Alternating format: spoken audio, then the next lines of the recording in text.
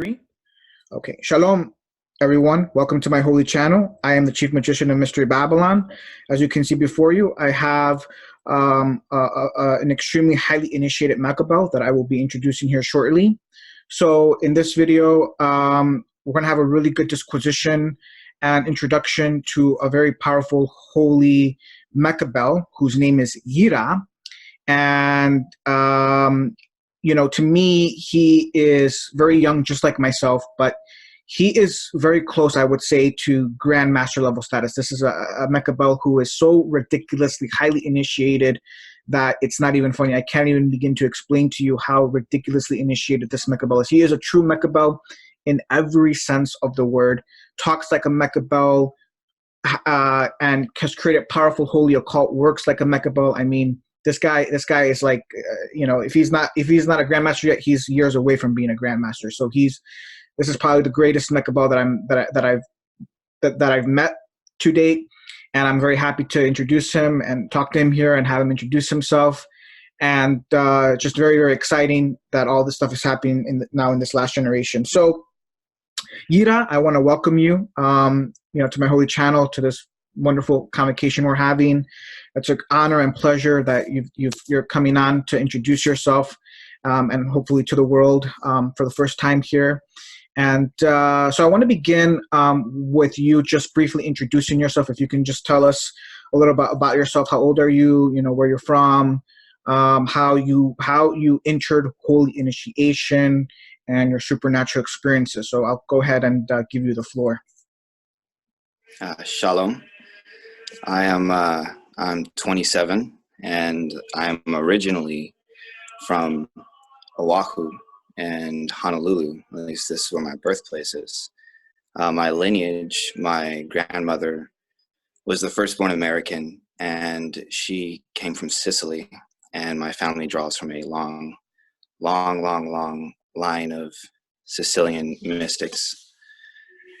And in terms of my calling into the holy mysteries, I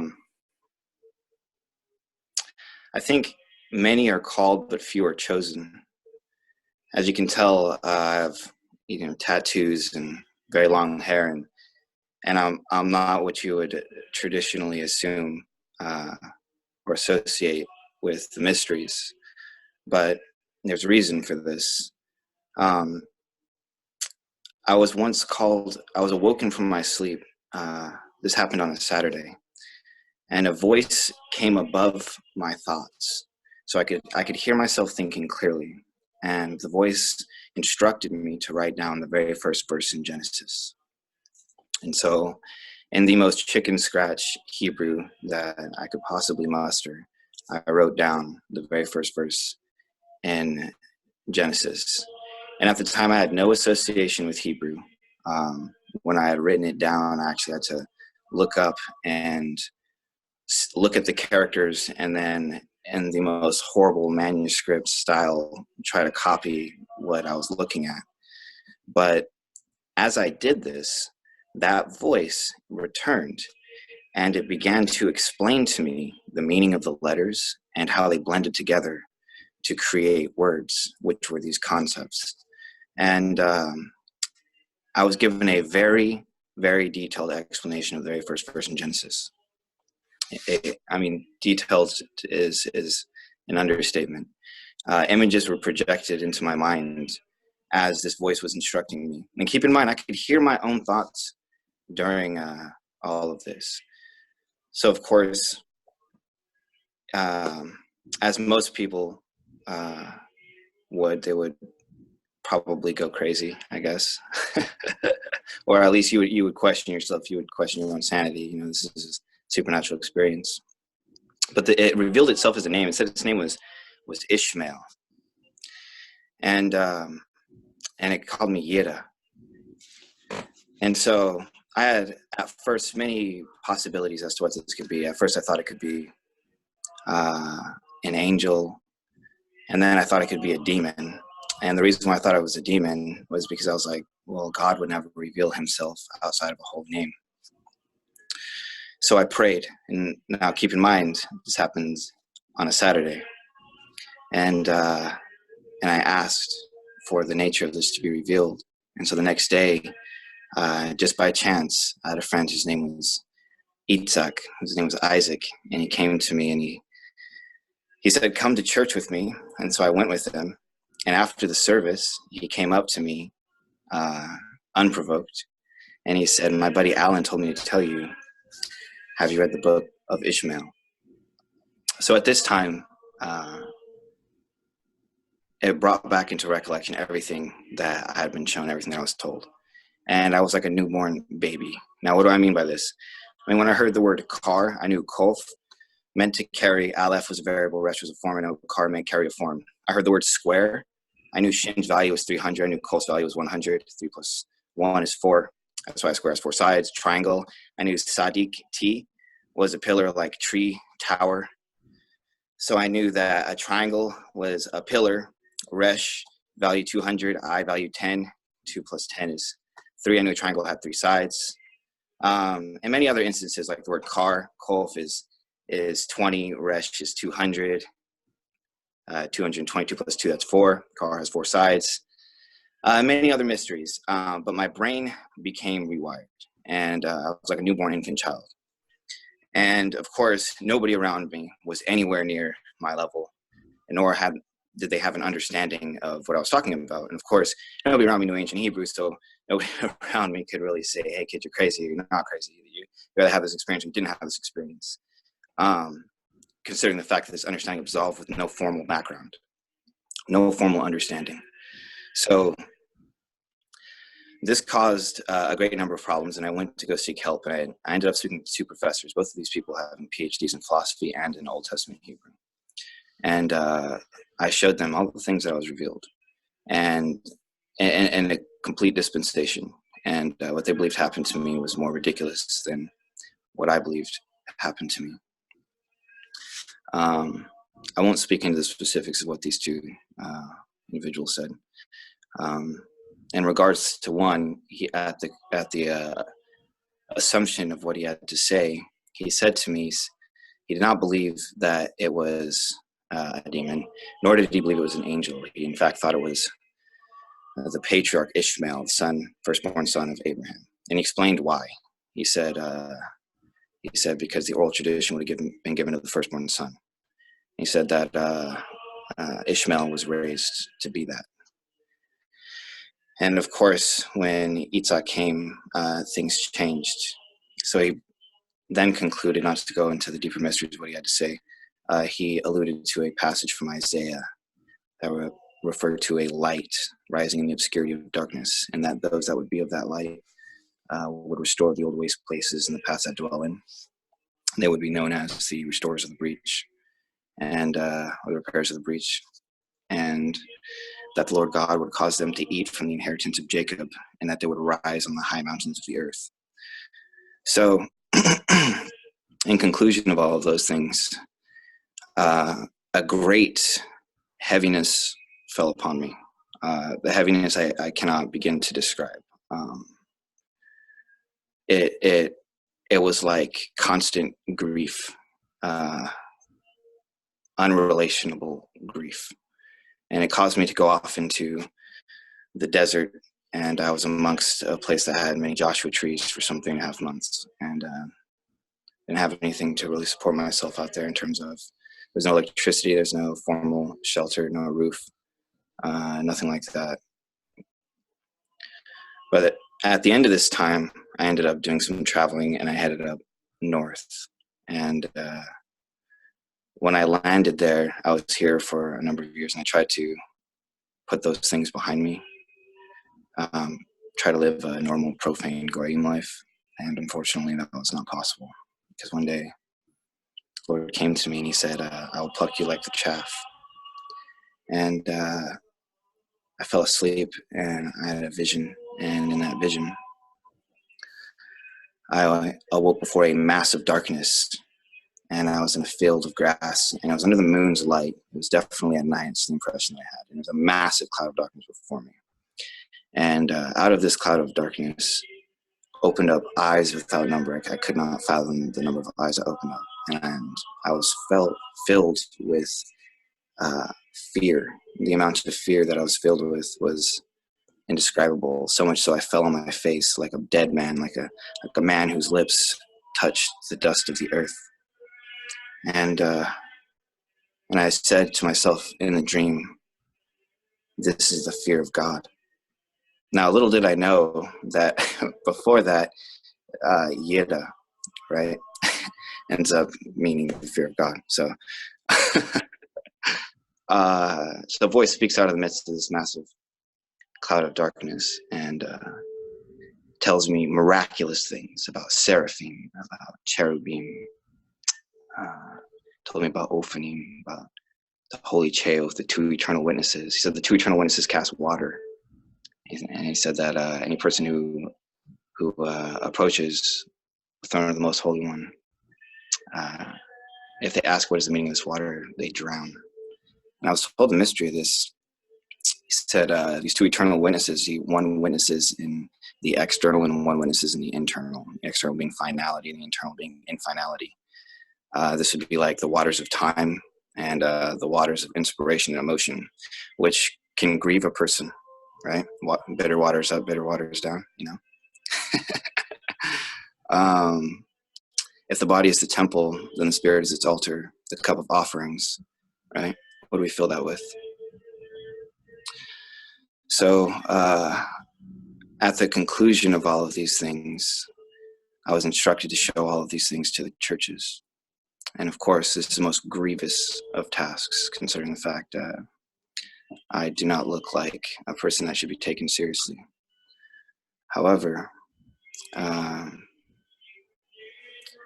the voice from the midst of this, as soon as I began to, in the slightest question what I was told to do, he said, shoot, which implied for me to leave and implied for me to show.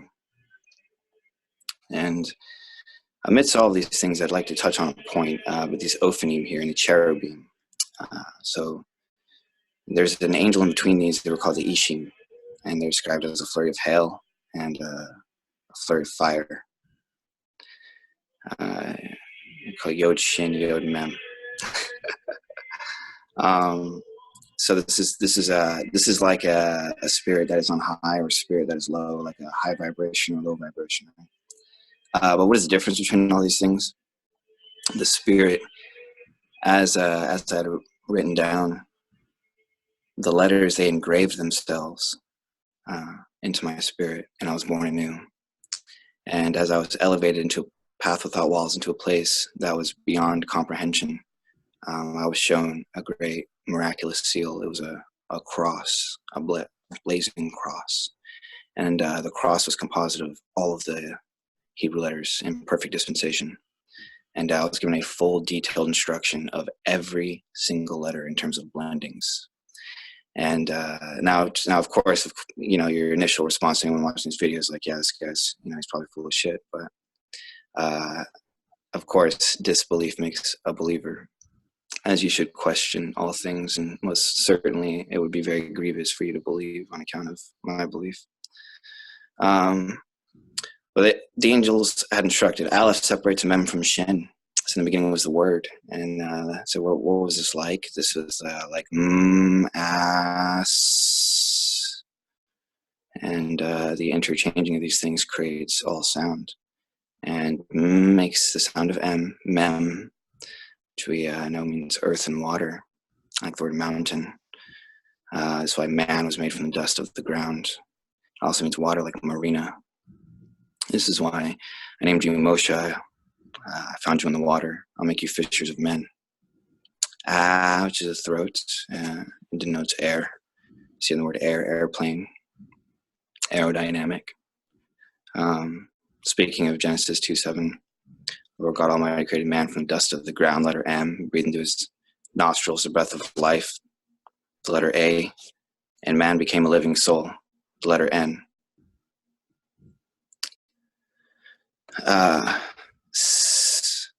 Is letter Shin, and it denotes S, and it means fire.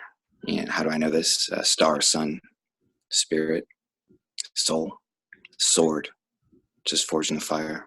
I even asked the angel, I said, so why is Shin on top? He said, because it was given for covering for the light. I said, how may I know this?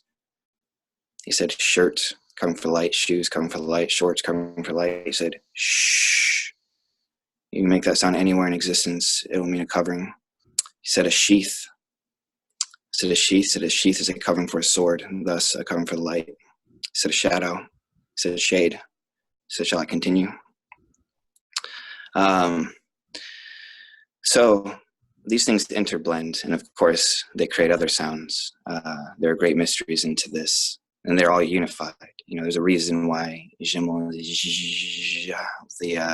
got the tongue essence, and as you should know, progression is very associated to the shin.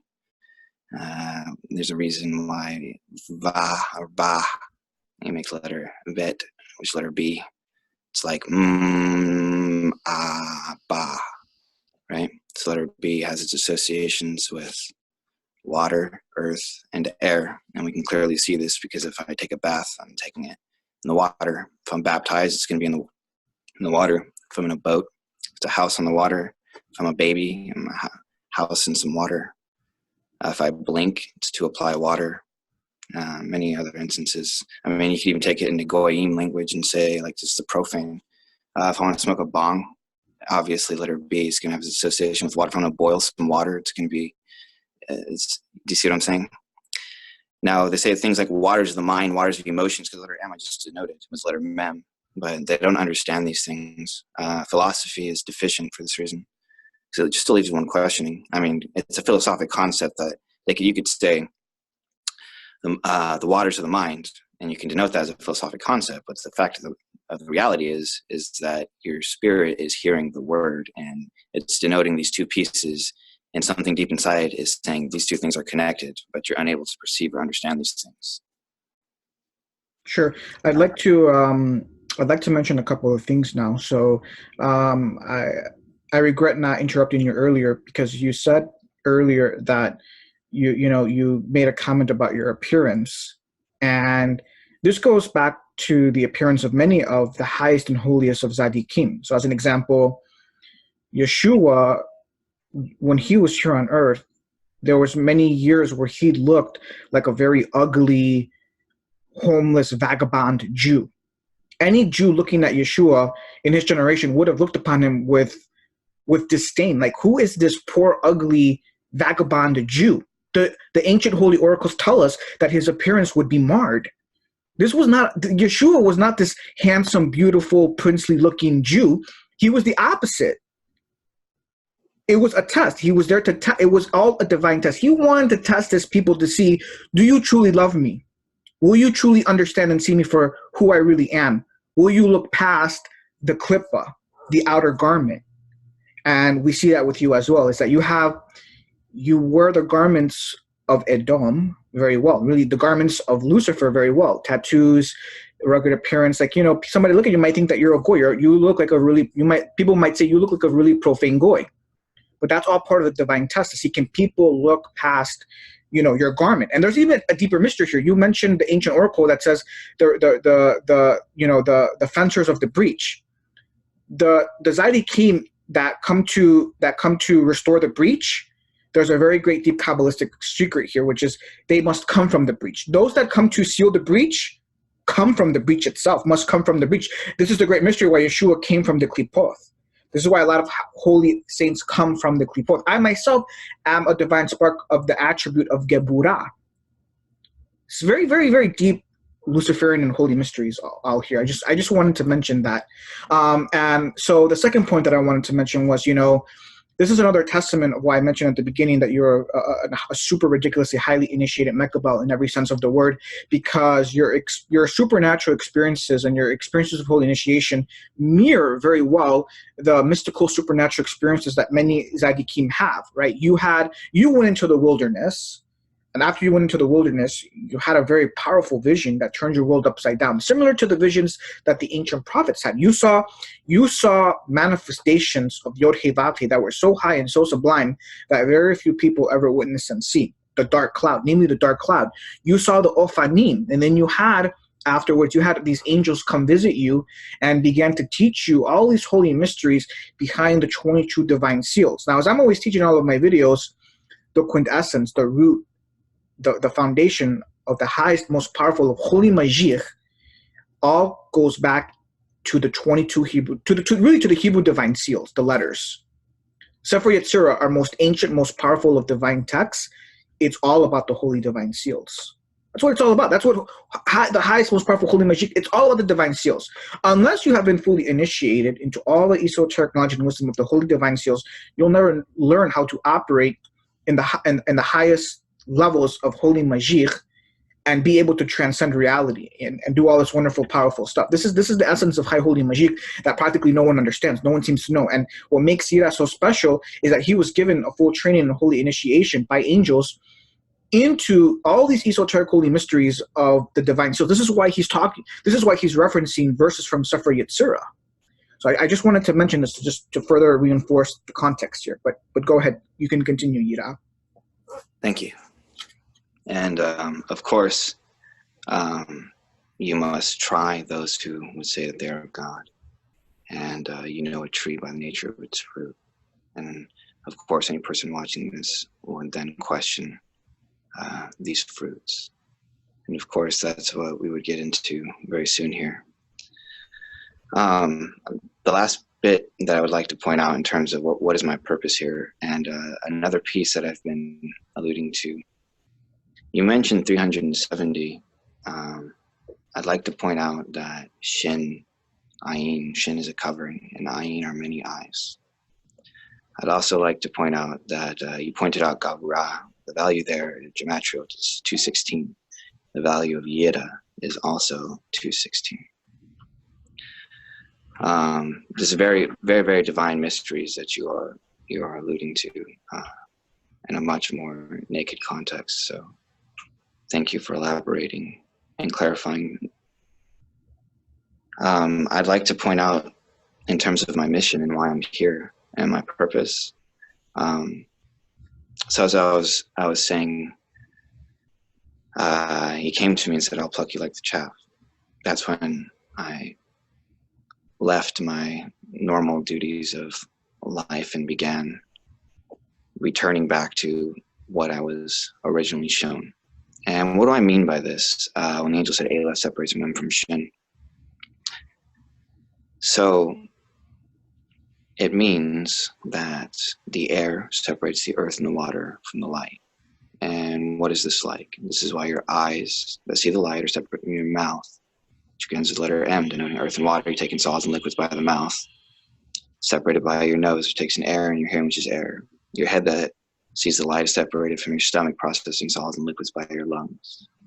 Plants, they receive their color from photosynthesis from the light, separate from their roots in the earth, drawing the water by their leaves, converting atmospheric substance. And this is every plant in existence.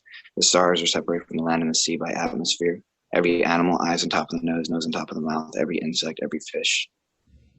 They're all Aleph separates Mem from Shin. Every planet is a body of Mem, which is solids and liquids, separated by space, Aleph, from a star. Shin is anywhere in the universe.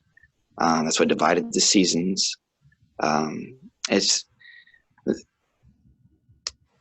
At this point, what had happened was the fulfillment of the very first commandment, to love the Lord thy God with all thy heart and all thy soul, but in English translation, say all thy mind. What's interesting here, though, to denote about the heart and the mind is, Kabbalistically speaking, the value of the heart is 32, denoting the 22 letters and the 10 Sephiroth and 10 numbers as well. So I could not see the glory of the word in everything in existence. I could not see the glory of the word in every animal, in every insect, right? Any god that you could possibly think of, Aleph separates Mem from Shin, it doesn't matter. Any demon, Aleph separates Mem from Shin, it doesn't matter. Your enemy, Aleph separates Mem from Shin, it doesn't matter. Every animal, Aleph separates Mem from Shin. It's all created by the same source. It's all created by the same construct code, right? Every insect, it's the same thing. Aleph separates Mem from Shin. Eyes on top of the nose on top of the mouth, head on top of the lungs on top of the stomach. Every fish, Every planet, and if there's an alien that happens to come into existence, it's Elah separates Mem from Shin. How do I know that? Because every planet in the universe is a body of Mem separated from a centralized star, which is Shin, by Aleph, space. It doesn't matter. So this is all to allude to Yakud, right? And what is the gematria value on this? This is also 22. This is unification. Unification is that there should be no more teachers. Everybody should see the glory of God at all times. And then would things be unified and be one? And how are they going to do that? Well, we have to recognize what God is. And what is God? He is the construct code. He is the word. They quite literally meant this. They weren't talking about people, these ignorant, profane people, which spout very much hate in terms of weaponizing scripture, in terms of what they determine the word is. There was no word at the time they used the word. So when they're talking about the word, there is no Bible that they're referring to when they're talking about the word. You see what I'm saying?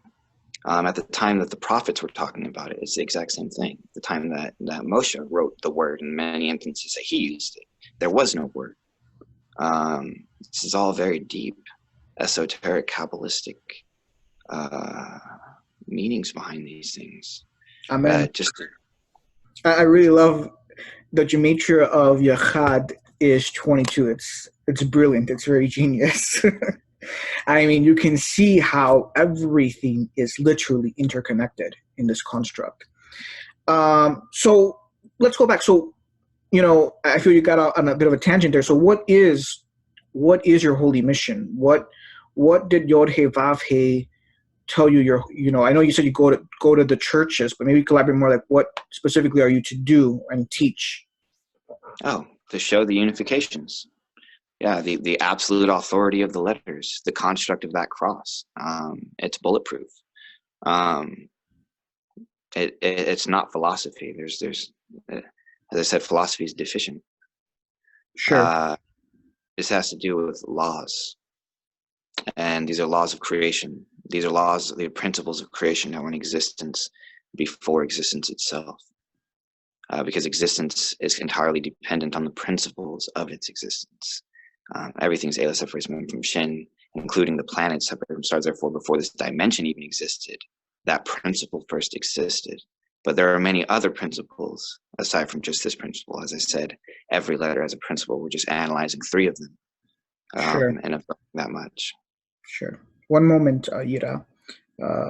You may continue sharing. Of course. So, in conclusion, the revelation, in addition to the unification of these letters and these active principles, is that these things also have an active expression. And of course, we can see this. We all have attributes of these active expressions. And so, in light of this, you see these things alluded to in the New Testament heavily, and they tie into the Zohar heavily. In fact, without the Zohar, there is no understanding of the New Testament, and not in its true glory. The letters of Paul, Revelation, Luke, Matthew, they're all using certain keywords to describe the Son of Man. Sure. So, Amen. You're right. So I wanted to mention, this is very interesting because, I was recently watching this little video on John Dee, the court medieval magician of the Queen of England. And, he had these demonic entities appear before him whom he thought were angels. And they revealed to him this Enochian language, which is very impure, unholy magic. And he didn't know any of this. So, John Dee, he had a very high IQ, was well learned in mathematics, etc. But at the end of the day, he was an ignorant goy. From the perspective of a Grandmaster Jew, he's a stupid goy, because the ancient Jews, the Jews in his generation, the Kabbalistic Grandmaster Jews of his generation, their knowledge and wisdom of the secular sciences and mathematics were 10 times to 100 times more advanced than what he knew and had. Their understanding of magic was off the charts, and they would have easily recognized this goy as just being a really dumb, impure, unholy goy. True angels, what your supernatural experiences are the true supernatural experiences. You had angels come to you and reveal to you these holy mysteries behind the Hebrew divine seals, which is what counts. In our culture, in our Jewish culture, we have all of these ancient books on the Aleph Beth. We have the Otiyot of Rab Akiba, which is a whole treatise on the Aleph Bet. We have esoteric sections in the Zohar expounding on holy mysteries behind the Aleph Bet. We have Sefer Yetzirah. We have all these ancient exoteric and esoteric books, which are all textbooks and treatises on the Aleph Bet. And the Jews, when they raised their children up, they put such a strong emphasis on learning the Aleph Bet, and they have these like magical rituals and techniques by which they teach their little children the Aleph Bet. So our culture is very unique and special in the emphasis and teaching that we put on the Aleph Bet, because we understand just how ridiculously momentous the Aleph Bet is. And so this is just really, really powerful stuff. And it just goes back to your mission. I know that in a conversation we recently had, you were telling me how, part of your great mission was to start to teach Beit Ephraim, which most of them they're all Israelites, crypto Israelites, really, to teach them these Yehudim, the mysteries of the Aleph Bet, so that they can start understanding Holy Mashiach in its full power. So very, very powerful. Yes, absolutely. And as we had touched on in that discussion, there are many, many mysteries to Ephraim. And I just want to mention that, your holy mission, as I understand it, is primarily to Beit Ephraim, which is really the Christians, in taking them to the next level, taking them to higher levels. Because we know that the Christians are very ignorant on so many matters. They're very, very ignorant, especially compared to their Jewish counterparts. And so your mission is to Beit Ephraim, to teach them the holy mysteries in the New Testament, as it's related to the Zohar and our ancient principle esoteric texts, as well as all the holy mysteries behind the Aleph Beth. Correct me if I'm wrong. No, you're absolutely correct. You're absolutely correct. And you've touched on many great mysteries regarding everything I'm getting ready to touch upon. So anybody who's watched any of your other videos should have a prerequisite understanding for everything that's about to be revealed here. Absolutely. So now we can move into the next part of our holy convocation here. So now you can begin by revealing some very, very powerful holy mysteries in the New Testament, and how the New Testament and the Zohar are pretty much intertwined together. Now, before you begin, I must say, I have a video that I did a while back on the Holy Illuminati, the true order of the Zoharim in the Middle Ages. When the Zohar was first published, by the Jewish Illuminati and the Christian Illuminati working together, and during the Middle Ages, they didn't just publish the Zohar by itself. The Zohar was published directly alongside the New Testament in its original Aramaic. There was a reason for this. They were publishing the Zohar alongside the New Testament in its original Aramaic. Who's controlling things? Who is the holy hidden hand? Who's the holy invisible hidden hand that's working behind the scene here? Clearly, many of these ignorant Jews, they didn't have eyes to see. They didn't know what the hell was going on. Only the grandmasters did. Only the true order of the Zoharim did. The people that are pulling the strings here. The New Testament in Aramaic was published alongside the Zohar. There's a reason for this. YIRAH knows exactly what I'm talking about. He knows exactly the reasons for this, and he's going to get into this here. So with that established, you can begin, YIRAH. Yes, you're absolutely correct. In fact, this language is all over Corinthians. Anytime they're saying the grace of our Lord Jesus Christ in Hebrew, they're saying chesed, and they're saying Yeshua HaMashiach. And when they're saying pray for understanding, or the many other places of understanding, it's benah. If they're using the words power or strength, it's gavurah. And this isn't me interpreting it. This is how it's actually written. So proof of this is we see an example of this in Luke and in Revelation. And I'd like to touch on a revelation that you revealed a few videos ago regarding 370. Before we begin, I want to say some things on that. So, as I mentioned in that video, the number 370 is the secret seal of Yeshua HaMashiach. So when you read the Zohar, there's many places all throughout the Zohar on Pasim where the number 370 is indicated.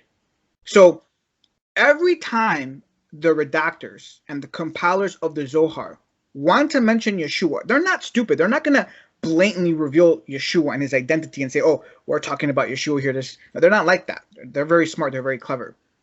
In place of actually denoting the name of Yeshua, HaMashiach, they will write the number 370. That's their secret code. That's the secret code in the Zohar. There's so many places you'll see the number 370 all over the Zohar. Every time you see the number 370 in the Zohar, it's an esoteric reference to Yeshua. You can go ahead, YIRAH. Yes, this is very wise. And Yeshua, in his own admission, said it, but to them I speak in parables.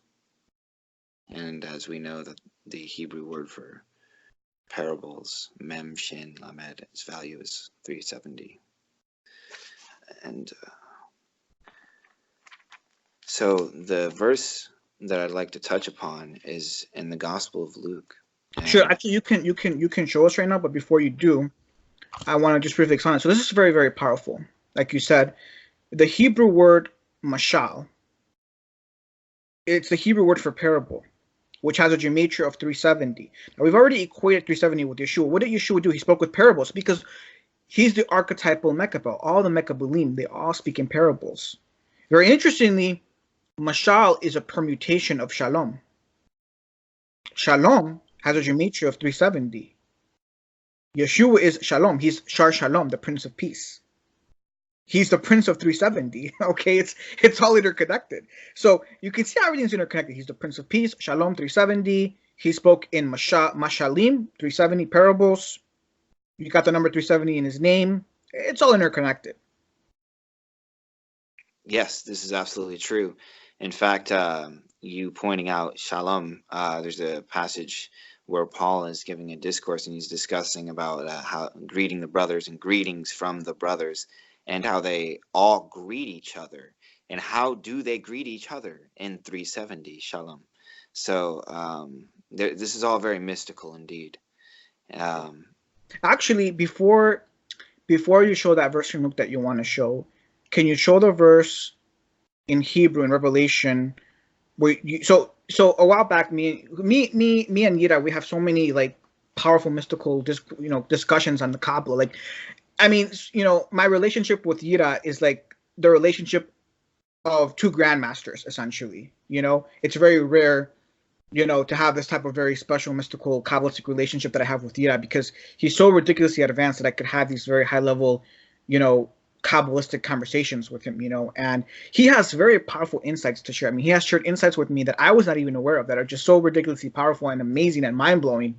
And one that he recently shared with me, going back to the number 370, was in the book of Revelation about the fire in the eyes. Do you want to show that in Revelation in the Hebrew? Yes. You can find it. Don't. Okay, great. Don't lose. I was going to say, don't lose your place on Luke. Yeah. So chapter 1 and the verse is 14, and it says, let's see if I can get the light here perfectly. And it says here that his eyes, let's see if it'll, and the word eyes here is ayin. And then it says his eyes were like a flame of fire. Asha. Can you zoom out? Can you zoom out a little bit more? Zoom out more, a little bit more. Zoom out a little bit more. Yes, there it is. So what you have there, where your finger's pointing, that's the word where ayano, which is, and his eyes were like a flame. And then if you go to the right, it's the orange word there, Aish, fire. So this is, what chapter is this? This is chapter 1, and this is verse 14. Yeah, so in chapter 1, verse 14 of the book of Revelation, it's describing the appearance of this divine entity, and it's saying that his eyes are like a flame of fire. Now we know that eyes, Ayn, you have the word Ayn, which is the Hebrew letter Ayn, and then Aish, right, is the letter Shin. So you have the Ayn and the Shin there, which is 370. You have the Absolutely. esoteric reference to Yeshua.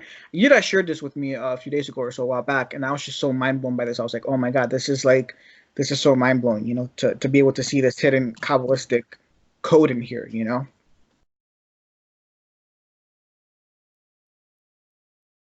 Yes, and there is his name. You can see the shin and the ayin in the name. So, do you want to share now that verse in Luke that you wanted to share? Yes. And that verse is chapter 22, verse 69. And it says, "But from now on, the Son of Man will be seated at the right hand of the power of God." So you can see there the word the word below highlighted in yellow is the word geburat. So before that he has limin Geburath ha-Elohim, which is Hebrew for to the right of Geburah Elohim, referring to a sphera. You have the word limin, which is to the right of Geburah, because we know there's 10 sferot to Geburah, so it's referring to the right pillar of Geburah. Even though Geburah is judgment and is the archetype to the Sitra Achra, you're still dealing within the right pillar within Geburah. But this is all Kabbalistic, Sephirotic language that's being used. That's the whole point here. Yes, you're absolutely correct. And to help identify, it means is absolutely Kabbalistic language being used here. What is to the right of Gavurah? We find Chesed, and we find another interesting parable where we have an instance where presumably Peter cuts a man's ear off, and he repairs the man's ear, and he says, "Think not that I could pray right now, and my Father would send to me 12 legions of angels." And a Roman legion is 6,000. So 12 times 6,000 is 72,000. And 72 is the gematria value of Chesed. So when he's saying, "You'll see me at the seat at the right hand of power," the right hand of power is Chesed. That's very powerful. What you're revealing here is very, very powerful. Again, because Christians are so ignorant, because they don't know Hebrew, because they don't know the Kabbalah, they don't understand or know any of these holy mysteries. Not to mention that his mention of 72,000 angels is a cryptic reference to the 72 divine letter name. Absolutely. Absolutely. Which is linked to Chesed and Geburah. Absolutely. Absolutely. Because Geburah has a gematria of 216, and the 72 divine letter name is 216 letters. Absolutely. Absolutely. And that is the value of Gavurah. Which should tell you something about the nature of Gavurah, that the 72 name revealed is the 216 letter name of the 72 name, the 72 triplets. And so this is very Kabbalist, it's very mystical, what's being referred to here. And the other verse that helps reconcile this verse, we find in the book of Revelation, and it's in the very first chapter again. You see a lot of Kabbalistic language here in the book of Revelation. And it is verse 16. And it says, "In his right hand he held 7 stars, and out of his mouth came a sharp 2-edged sword, and his face was like the sun shining in its strength." And so we can see the Hebrew word for sun here. And so shin, mem, shin value is 10. Obviously, anytime you're seeing 10, this is referring to... That's the word that you have highlighted in orange there. Correct. And if you have the kof added to that, you're going to have 12.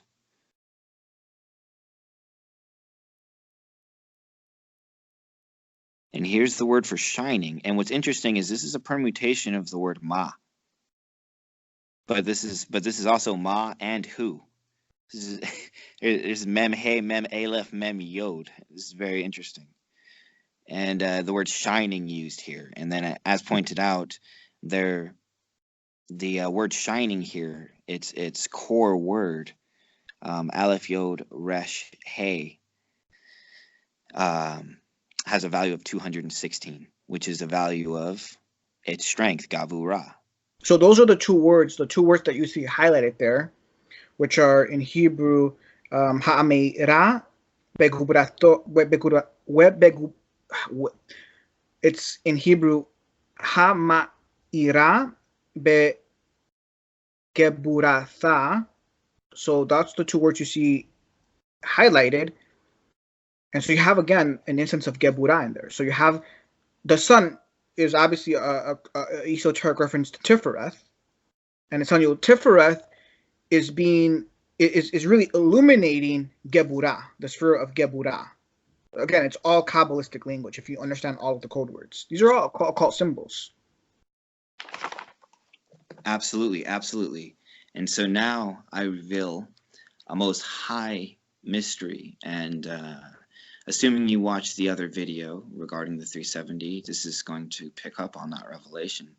And as we now see, we have to the right hand of powers, we have Chesed, and now we see a clear description of his face being like Gavurah.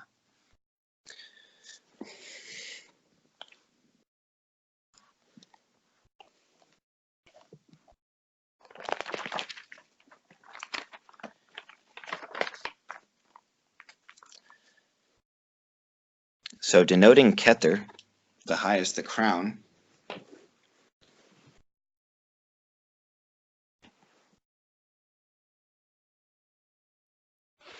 we see the face of the Ancient One, which is called Atika Kadisha. But it's also associated with Aik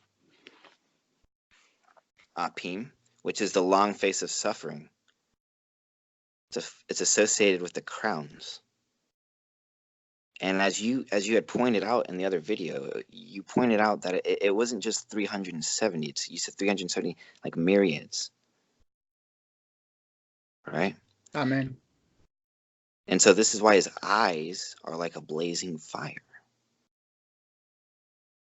This is why he spoke in parables. And this is why, what was the substance of his parable? The word, in essence, which was revelation. Now, this being the face, of course, the very top of this, you start off with Vav, which it can denote the 6 directional points, but it also denotes sound. Wow. Brilliantly said. Beneath it, we have Ahaya, and the value of these two things are 21 and 21. And 2 plus 1 is 3, and 2 plus 1 is 3. So 3 on one side, 3 on the other side. And these two together create 6. Ahaya is 21 plus 21. And this refers to 42. And this has to do with the second section of this. So where this is called the face. So I just want to say what you are looking at, fellow listeners, are very powerful occult magical manuscripts and works that YIRAH has compiled himself. And what you're looking at in these very powerful occult magical texts are Yehudim. All of these are all divine names that you are seeing here in this book, especially at the top that he just went through. These are all powerful Yehudim. They are found in very, very esoteric, magical, Kabbalistic texts. Very, very powerful Yehudim here is what you're seeing, and divine names. But continue, YIRAH. And so this is also, Ahaya is also the name associated with the crown. But we know that there's a lower crown and a higher crown. We also know that the letters are crowned. And we also know that they met in between worlds, which are like vowels, which is the essence of all sound. And beneath here, you have the verse. It says, who put a mouth in the man And there's a great mystery in the midst of all of this, which we could cover in another video. But to continue on here in terms of the revelation of this 370 here, as pointed out, ahaya can be triangulated. It's also the value of the 7 days of the week. There are exactly 42 letters. This is like wisdom. And returning to the 370, to where we were at in your last video, you can certainly take the commentary here if you'd like to. So you see at the top of this page, you can see the name YIRAH Apim. And I think here you have also written below the expansion of that name, right? Because the first line below that is Aleph, Resh, Kaf, and followed by the expansions of the other letters. I don't know if they're all there, but are they all there, YIRAH, or maybe yes, I can't? Aleph, Fayod, Mem, and as you had pointed out, the total number of letters here is 18. Exactly. Yeah, they're all. Yeah. So correction. All. So here he has YIRAH Apim, a most powerful, holy, divine name, with its expansion of 18 letters or divine seals, which have a gematria of 370, as I mentioned in the other video. Now, YIRAH shared with me the other day, I think yesterday, a really powerful holy mystery and divine revelation on top of this mystery that I shared. So why don't you go ahead, YIRAH, and share this very powerful revelation as we see this divine name and its expansion. Absolutely. As you had pointed out, the expansion's gematria value is 370. And so we'll go up here into its normal name, and we're going to assume that Aleph is 10. And so if Aleph is 10, Resh is 200, that's 210. Kolf is 20, that's 230. Aleph is 10, that's 240. And then we have 80, Fe, that's 320. Then we have Yod, that's 10, so for 330. And then we have Mem for 40. And that gematrial value then would become 370. And the difference, therefore, between 1 and 10 is 9. We have two instances of this because there are two Alephs. If we associated the Aleph as 10 to get the value of 370, the value of the difference between these two, therefore, would be 9 and 9. And you add those two together, and you again get 18. So if we take the what is the original gematria of YIRAH Apim? Minus the 18. So what's 370 minus 18? That is 352, right? So yes. the original gematria of YIRAH Apim is 352. We're assuming that Aleph equals 1. Now we need to understand some holy mysteries here regarding Aleph.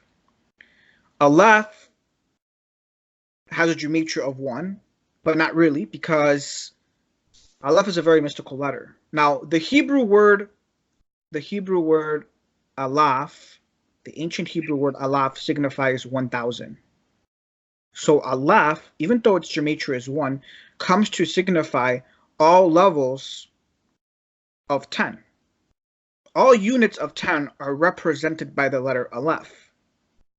That be whether it's 1, 10, 100, 1,000, a million, a myriad, it doesn't matter. Aleph comes to comprise all of these levels of 10. It's associated with the 10 Sefirot. I'll call, very esoterically, Aleph, if you understand the Kabbalah very deeply, you know that Aleph is an occult pictorial of the 10 Sefirot.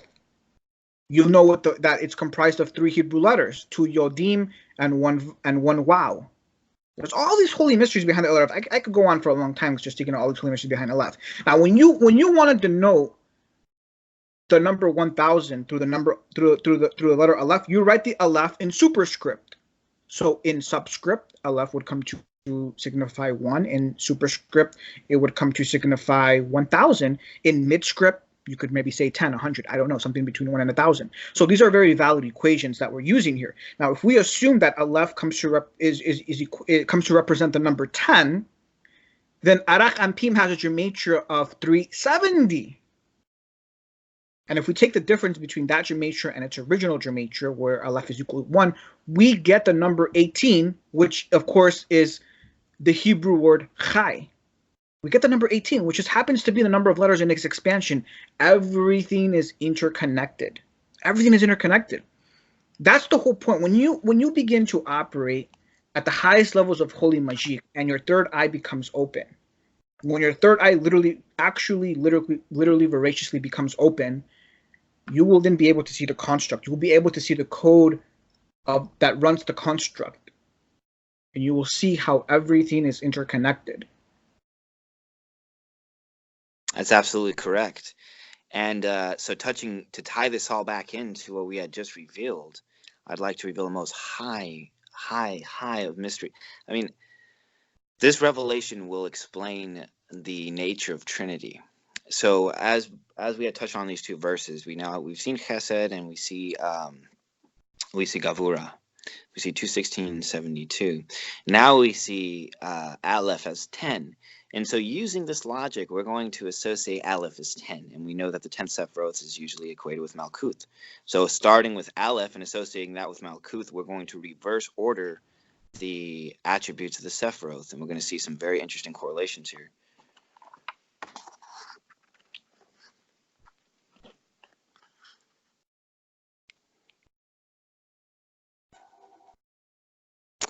And these correlations have to do here.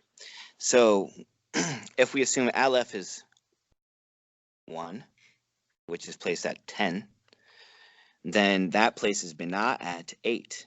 This is very mystical because Binah, in fact, is associated with 8. Vav is associated with the 6 directions. The 7th would be the central of that. And then 8 would be above that, which is denoted with Binah. That would place Tet at 9. Now, this is very interesting because 8 times 9 equals 72. And so if you have 72 here and you have 72 here, it would be natural to assume there should be 72 there. And if you do 72 times 3, you get the value of Gavura, which is 216, which is 72 times 3. So you have 72 here because 8 and 9, Chesed, which is 72, and then you have Gavura, which is 216, which is 372. YIRAH, you have revealed a most high powerful arcanum here. You have revealed some of the most esoteric mathematical constructs deep within the Sephiroth. It's just ridiculously mind-blowing. I mean, you've just esoterically and mathematically explained the progression of these Sephiroth that you've delineated. It's just genius and powerful, to say the least. Thank you. And a most interesting thing is we're going to look at the word for using this association here. We know that Shekinah would then be associated with Aleph. Binah would be associated with Chet. And Hokmah would be associated with Tet. We know Hokmah is called father. We know Binah is called mother. And we know that Shekinah is called lover. So what is interesting is the Hebrew word for sin, which is Cheta. We have Chet, Tet, Aleph. Using this association with the Sephiroth, this would be Binah, Hokmah, Shekinah. And so therefore, what would be sin? As it is written, honor thy father, honor thy mother. And behold, as it is also written, you have dealt treacherously with your first love. Amen, amen. Beautifully well said. Spoken like a true grandmaster.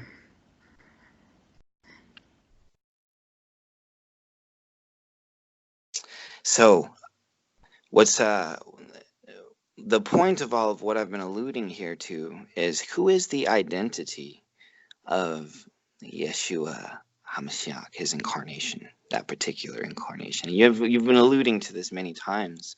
Of course, we should reserve that for another time. But here that has been presented are all of the keys to any person who has the eyes to see such things. Any person who wants to try to disassociate the New Testament from Judaism in general is complete fallacy.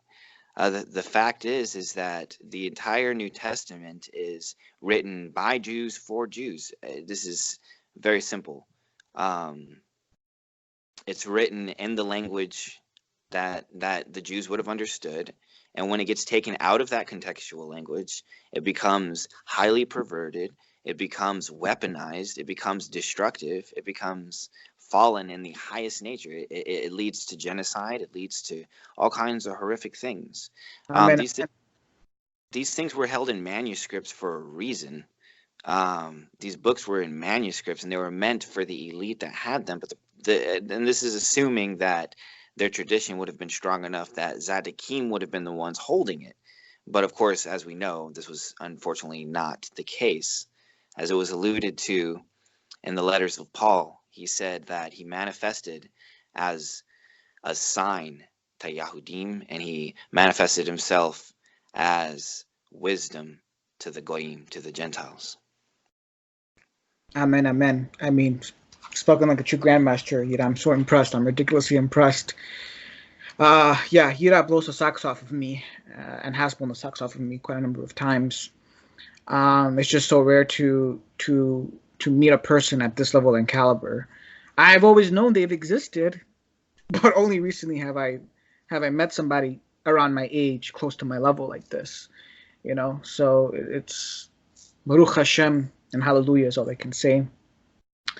Well, I think this would be a most perfect time to conclude this holy convocation. YIRAH, thank you for sharing these books. I mean, you can see, YIRAH has designed these really beautifully embroidered, handcrafted, occult, magical books and manuscripts that's just like, just mind blowing. It's just so beautiful. I mean, I think these holy, powerful, magical works that you've done here, YIRAH, make the wannabe, handcrafted, leather bound, occult books, look like, I'm gonna be honest, look like shit.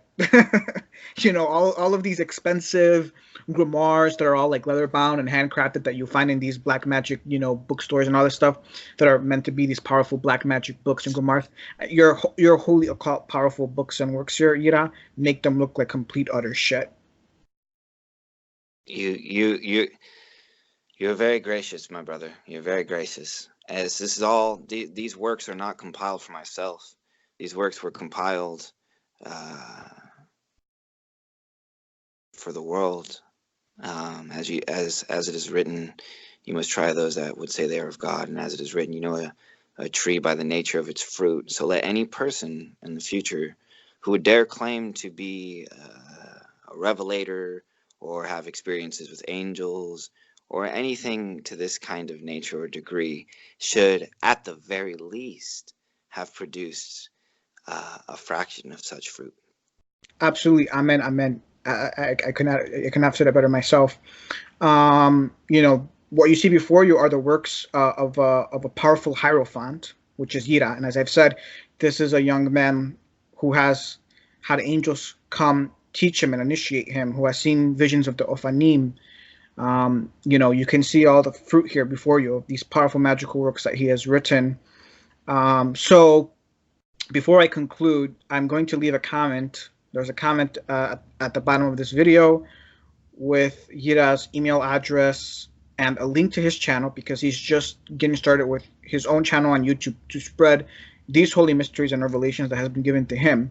So I have links to his channel and his email in a comment below. I might even put in the description, so that anyone who is curious or wants to know more or wants to contact him can. YIRAH is open to that, assuming that you are a holy initiate or adept. We don't want profane people here, of course. So I will say I think your channel currently probably doesn't have any videos, or maybe just one, but you'll probably want to subscribe, because I'm sure he's going to start uploading powerful videos, going forward. So with that said, we will conclude. Thank you very much, YIRAH, for spending this time with us and me and sharing all these powerful revelations. And hopefully we can do this again soon, some other time. So, shalom, wa salah, everyone. Shalom. Shalom.